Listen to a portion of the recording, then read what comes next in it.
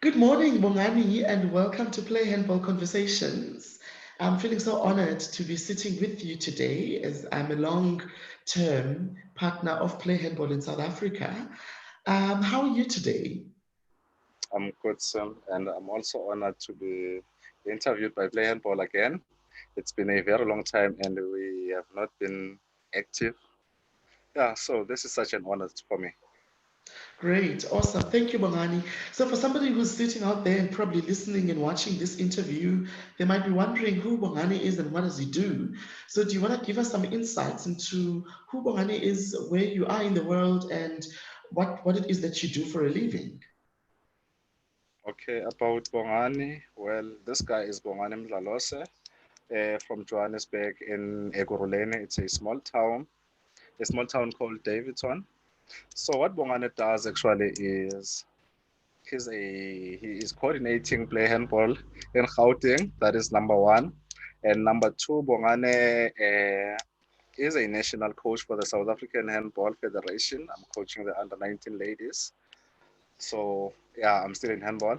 And also Bongane is the founder and director of Sports Initiative Project, which is actually developing handball around Gauteng and some other parts of Ekurhuleni and Gauteng. And also Bongane is a coach for, I'm also coaching German school, the male side of German school in Johannesburg. Yeah, so that is who Bongane is exactly. So yeah, that is me. Wow, you have so many roles, Bongani. I mean, you've got your own organization. You are also on the national side of things as far as handball is concerned. You also work for the German school, and it seems like you're somebody who's quite involved in the community. And with, of course, COVID that hit in March 2020, things had to be frozen. There wasn't a lot of movement. So what have you been doing in terms of sports during this uncertain time? Well, in terms of sports, I'm not gonna lie to you. Gauteng has been very strict, especially when it comes to sports. So some of the facilities have been closed, so we had no access at all. So uh, we had to take risk. Yes, it was risky, but we took some kids to the streets as an active person in handball. So we did some of the we did games because remember that in handball is a contact sport. So what we did, Mm. we had to come up with and create games for the kids and play in the streets where we will not be monitored by the police. So yeah, but to be honest, it's been very hectic. It's not been nice for sports people as I am. My job is to develop. Mm. So on the development side, it's been very slow. I'm not gonna lie because whatever that we were doing with the kids, creating those games, we're using balls, cones, and all that. We have running games. You don't have to touch anyone. So we were doing things like that. Mhm. So it's not just that because that's the part of the sports initiative project that we were doing. Mhm. And secondly, I was not sitting down because at the national level, we also hosted some workshops for Mhm. teachers. So Mm. we were very busy because it was not just, yeah, we went to almost every province in South Africa, Mhm. conducting and facilitating teachers' workshops so that, okay, it's fine. We understand that kids cannot play. They actually don't understand the concept of not touching. So what we did, the idea was to teach the trainers. So we trained the trainers actually, Mm. so that when things go back to normal, the trainers will know what to do. So that's why I'm saying we've not been sitting down. We tried being active, Mhm. and yeah, it's been hard. I'm not gonna lie. On the coach's side, it's been hard because really, Mm. like I'm saying, I've seen in Cape Town. Some clubs were training. I just didn't understand how they were training or how they were able to, or whoever allowed, because with Gauteng, it has been a different story. And Mm. number two, remember that sports initiative is working directly with schools. Mm. Mm. So at the beginning of COVID, the first thing that happened when we started going to schools, they said no access, no Mm, external coaches, no sports, nothing. So that was the end of handball in Gauteng, or mm, especially in the part of Ekurhuleni. So, yeah, up until I think last week, when I got mm, a call from one of the principal that said, "Hey, now that sports is allowed back in schools, can you come and start over?" Then I just said, yeah, it's fine. So I'm gonna have a meeting with all the schools that we are working with, because remember we have about I think it's 6, 7 schools in mm, Ekurhuleni alone. So yes, we're gonna start again to start teaching the kids and go on. mm. Yeah, Yeah. but yeah, And I heard you talk a lot about uh, when we go back to normal. And my sense is actually, I don't think we'll ever go back to that normal that we know, and that we need to adapt to the new normal. I mean, if you look internationally, sports is continuing, with soccer games, with cricket, as long as there aren't any spectators, so there's no audience, and really people can only watch on TV. Is this something that you can easily implement in your region where you say you just take the players onto the field and no people watching? Is this something you would consider doing to continue the sport? let me be short and precise with you. This coming Saturday, we are playing our first tournament. Mm, We are playing our first tournament. Yes, we are still following the COVID regulations. yeah. No spectators. For a start, people will be screened at the gate. Hmm. Temperatures will be taken. They will be sanitized.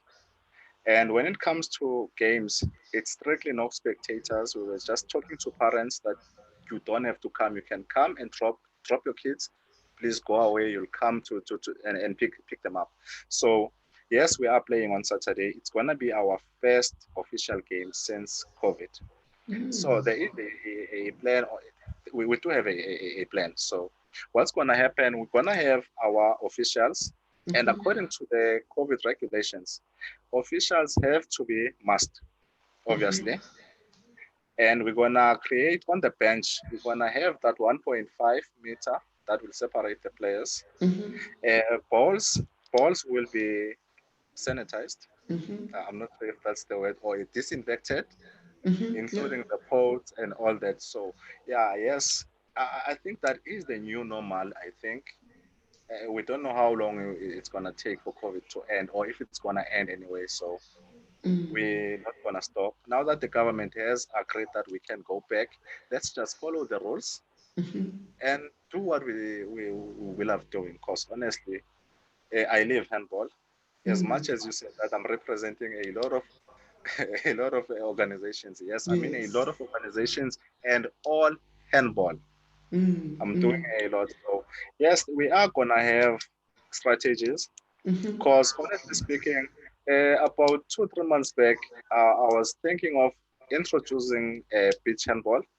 Mm, That's another specialty I have. I was also taught beach handball.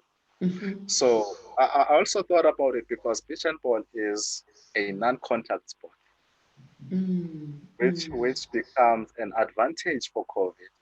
So my point is, with the new normal, how about we change from contact handball and Hmm. start doing beach handball? Okay. Mm, yeah. It leads me to my next question, which is what opportunities have you identified for yourself personally, but also for the work that you do for the youth, for the communities, and for the organization you started? And you've already highlighted that beach handball is one of those opportunities because it's non-contact. But what other opportunities have you identified that you want to go with? Opportunities, I'm not sure. I'm not even sure if beach handball is an opportunity, but for me, it's another way forward. You see, it's another step that we're gonna take. As for opportunities, I'm not gonna lie. I don't see anything. I really don't see anything happening right now Okay. because everything. But there is one thing that I've been able to do or that I have achieved. Hmm. The first achievement is that COVID gave me a lot of time. All these restrictions, these lockdowns, I had a lot of time to sit down and plan. Mm, mm, And waiting for the correct time, which was last week. When last week I was told that now you can go back to play, that was an opportunity for me. The mm, biggest opportunity because I've been planning all along. mm, If as a partner with sports initiative, you know that around March we have the grassroots tournament, school tournament in Ekurhuleni. mm, Around July we have the Shefa Cup, which is handball.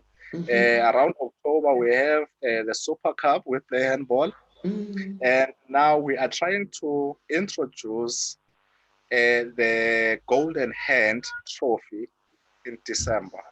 Okay. So yes, it's gonna be for the youth. Mm. Uh, you spoke of you said opportunities. Yes. Okay, okay. Let me just say that's why I'm not saying opportunities.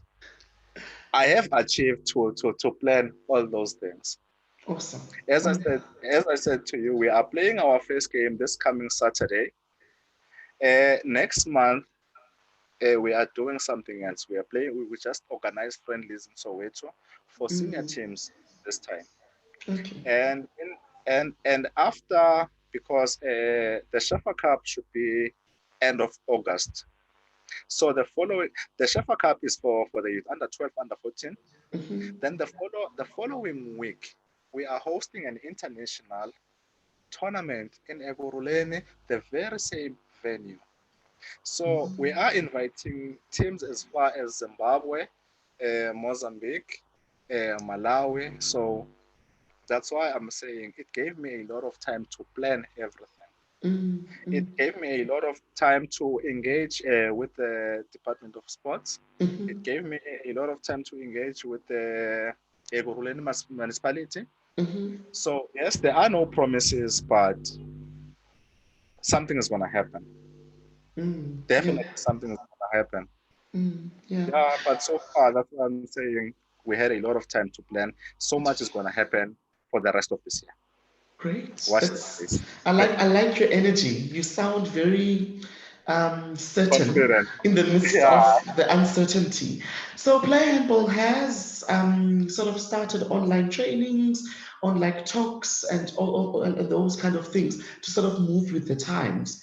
Do you think it's a good idea? Because we are planning an online training slash talk in the next few weeks. Do you think it's beneficial for coaches and for the youth if we do these things online? Can I be honest with you? Hmm. A few months back, Play Handball made or facilitated an online coaching workshop, Yes. the return to play. Hmm. Remember, I was part of that workshop. Hmm. So when I say I want to be honest with you, at first I had no idea on how to go back to sports. I Okay. had no idea on what to do if I want to go back. Yes, I knew that this time will come. A day like this will come.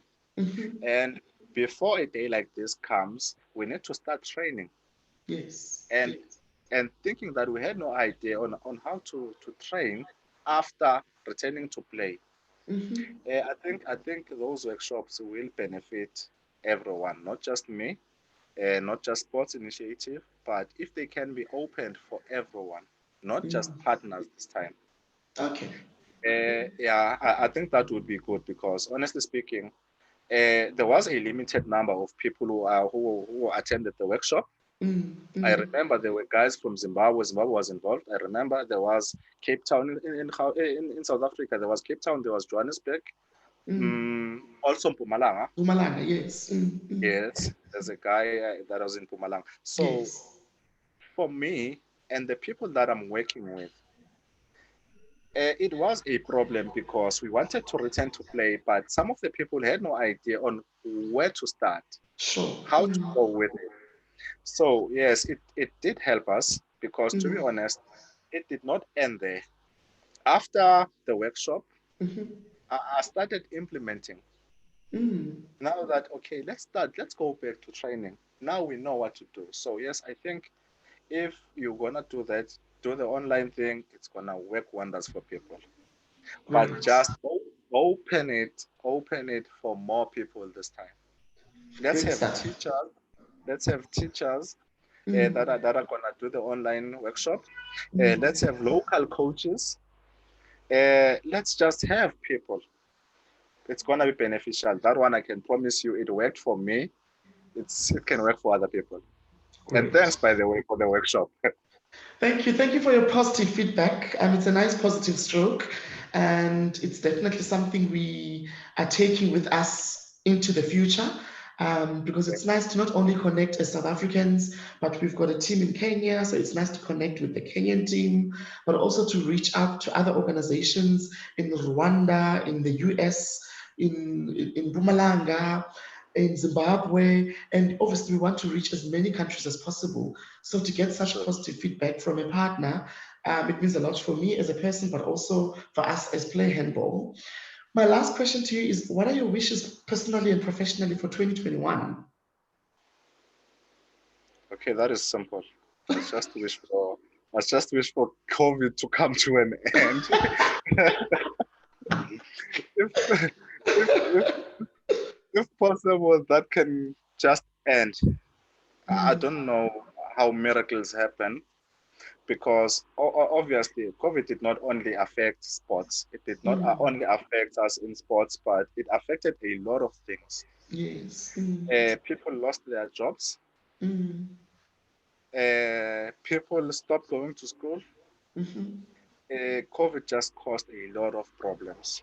People mm, lost their houses, lost their cars, and all that. So mm, yes, we spoke of the new normal. mhm. So I would wish that the new normal people should get jobs. Let's have more coaches. Let's Okay. have more workshops. Mhm, Let's have more tournaments. Yes, we will we will engage with other people. So mm, yeah, I think it's gonna. That is my wish. Because honestly speaking, I just wish for people for things to go back to normal, and yeah. it's not gonna happen. It's not gonna happen. Not today, Mm, but the sooner the sooner we start working. Because honestly speaking, in Ekurhuleni, now we have access to facilities. mm, mm. That was a long time wish that if we can start going back and start training, start playing. The Yes. first wish Mm, has been granted. We are playing our first game. mhm. Now I wish for more people to get involved. Yeah. I Mm, just mm, wish for that because honestly speaking, being a national coach on my side did not mean that I know everything. I learned a lot from play and ball, mm, and I mm. can boast about that. So yeah, I just wish more people can be involved in such workshops. I wish for other tournaments to be played, more games. Because honestly speaking, I've been training on the sides with some of my kids, Mm, and I got to a point where I got bored. mm, mm. I think that's a very important fact. I got bored simply because, honestly speaking, you're training and training and training, and at the end of the day, nothing is happening. Mm, mm, You yeah. see, that's why I even said to the kids, you can just go back at home, sit, we'll wait for things to come to an end. But honestly speaking, when a coach starts getting bored of going to the gym for nothing, you're not gonna play, it becomes a problem. So my biggest wish is for us to go back to play. If we can Great. return to play, then yeah, we are talking. So yeah, Awesome. that is Bongani, thank you so much for your honesty and for your openness to chat with me.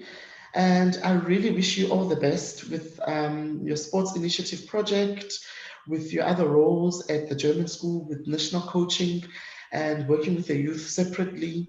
I think you do great work in Ekurhuleni community, and I'm trying. sure people see you and they're like, that's our guy. So thank you for Right. the work you do for the community, and yeah, continue to soar and upwards and onwards. And may your wishes be granted. I'm not sure how or when, but one of these days things will go back to something that looks a little bit like normal. I'm quite I hopeful. hope so. So I thank you hope. so much. No, thank you, Sil, for having me. Great. Awesome. So